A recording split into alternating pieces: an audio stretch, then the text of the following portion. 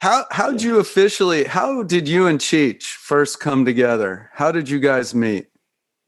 Cheech really became the first Mexican to sneak into the States from Canada. That's awesome.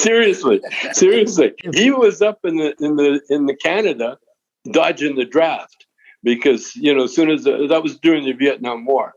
It was in the 60s, 68.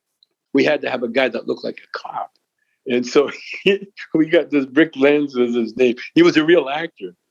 And his wife had no idea what he was doing. They thought he was doing some kind of community play.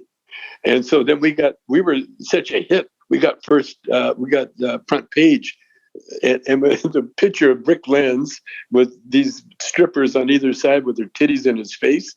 And he's smiling at the camera. His wife came and yarded him out of the club by the ear almost, just took him out. And so we needed a straight man. Mm-hmm. And so this mutual friend that was coming to the club, Ihor Tordak, Russian. Mm-hmm. And he says, I got this little guy working for me. I think he'd be perfect. And so he sent Cheech down. And Cheech, when Cheech walked in the door, I met Cheech, at where he was working. And he I didn't know what the fuck he was. He was some kind of schmingy, he was Iranian or something. We had no idea. So he came down and he had the most gorgeous chick with him. Because I judge guys by their old ladies. I'm sorry, but I look at you can always tell.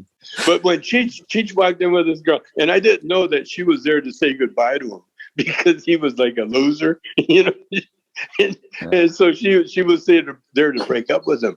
But then, so when Cheech come in, and I looked, and then when he joined the group, he saw the show, he saw that show I described, and he loved it, and then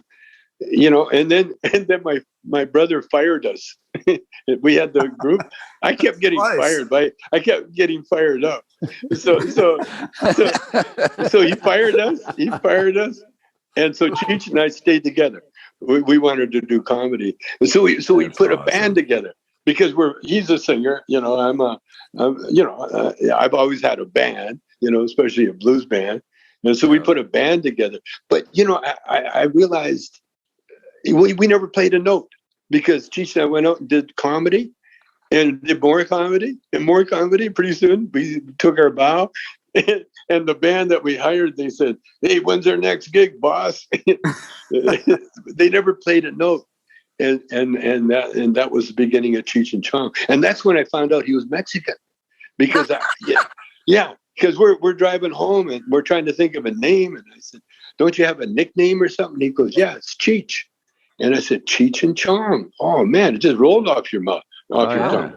Cheech and Chong, Cheech and Chong. And then when we got to LA, we played a one club. It was a dance club, and they weren't too thrilled to have them to stop dancing to watch comedy. And so our first show wasn't that great because we were used to working strip clubs in Canada. And so when we got down to LA, it's a whole different number. The tits and ass jokes didn't really get over as much as they did up there, especially to dancers. And so I told Cheech, I said, there must be a character that you can do.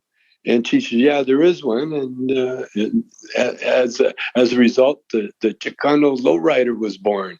And the minute we hit the stage with that Lowrider, oh man, you could hear the audience just change. Just went, wow, it went crazy. And that was it.